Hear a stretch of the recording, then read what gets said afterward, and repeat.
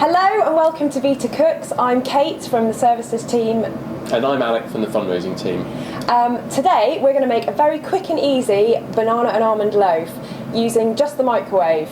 It's a quick and easy tea time treat that you can whip up if you've just got a spare half an hour and fancy something tasty to eat with your afternoon cup of tea. Okay, so the ingredients that you need to get prepared and ready to go are 190 grams of self-raising flour, 150 grams of brown sugar, 80 ml of milk, 2 fresh eggs, 2 bananas, 1 teaspoon of baking powder, a handful of raisins, a handful of flaked almonds, and a sprinkle of icing sugar. Lovely. And now you're ready to go. So let's get on. First, we need to beat the eggs, Kate. Right. 2 eggs, I think? 2 eggs. I've got 4 here, Alex. Okay, so well, should we crack 2 into here? let's. Okay. So I hold that for you. That would be lovely. Try not to get any shell in there. Well, that makes it a bit... A little bit of crunch, I think, is always an added benefit to a bit of a sponge. So we're going to give the eggs a good beat now. Okay, so the next step is to take your 2 bananas. Old bananas apparently work quite well with this recipe. Peel them and then break them up into the bowl, as so, and then you're going to mash them. We have a lovely potato masher with us for this purpose. But you can use anything. You can use a fork, a spoon, maybe even a knife if you're really creative. Or your foot. Or your foot, yeah. Like pressing grapes for wine. Yes. So we've got 190 grams of self-raising flour there, and we're gonna chuck this in the bowl because we need to combine all this together. Okay. And should we add the beaten eggs as well? I think if we wait for the beaten eggs, later? yeah. Because I think what we need to do next is to put in the baking powder, because the baking powder and the flour together helps it to rise. That is it's a rising agent, I think, baking powder. Okay. So there we go. That's beautiful. About that? Yeah, I think so. Okay, that's in. And then if we give that a bit of a mix. Next, should we add the eggs? Let's add the eggs. Yeah.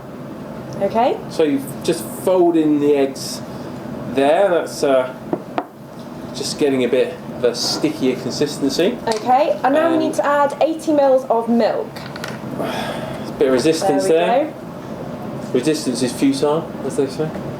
But not in this case. So now we're going to add the raisins. So it's a handful of raisins.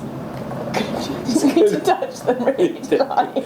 But I think that's a certain je ne sais quoi. I think so. Okay, so now we need to add sugar. So I'm going to measure out 150 grams of brown sugar.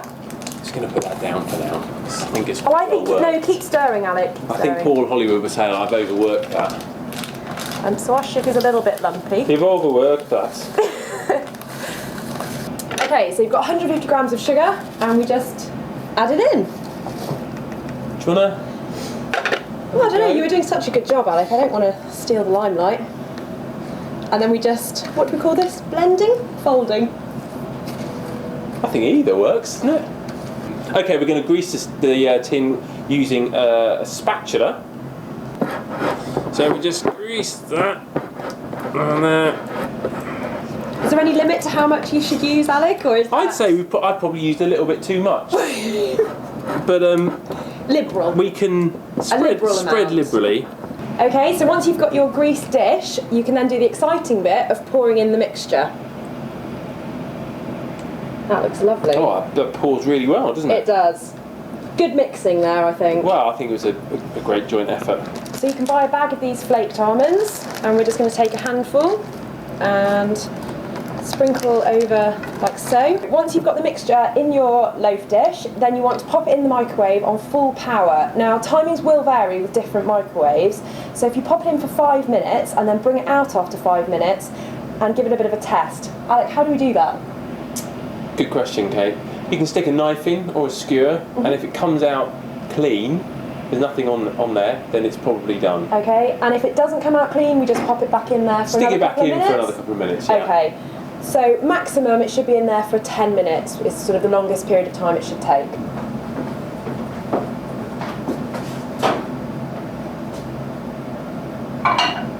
So I'll pop it in there.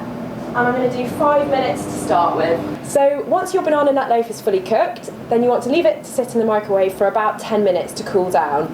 It's a perfect time to have a bit of a break, make a brew, catch up with your favourite magazine, Vita, or possibly invite your friends round for an impromptu strawberry tea. Great idea.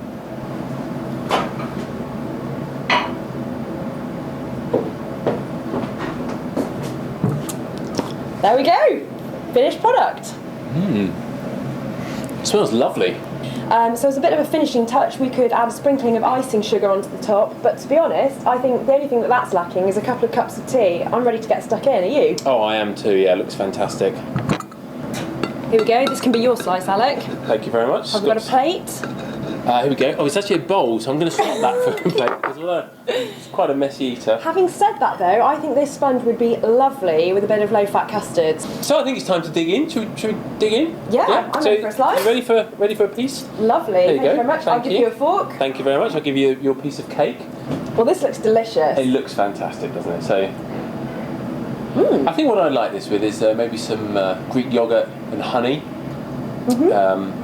Or maybe even some frozen yogurt. So thank you very much for joining us, and make sure that you catch another edition of Vita Cooks.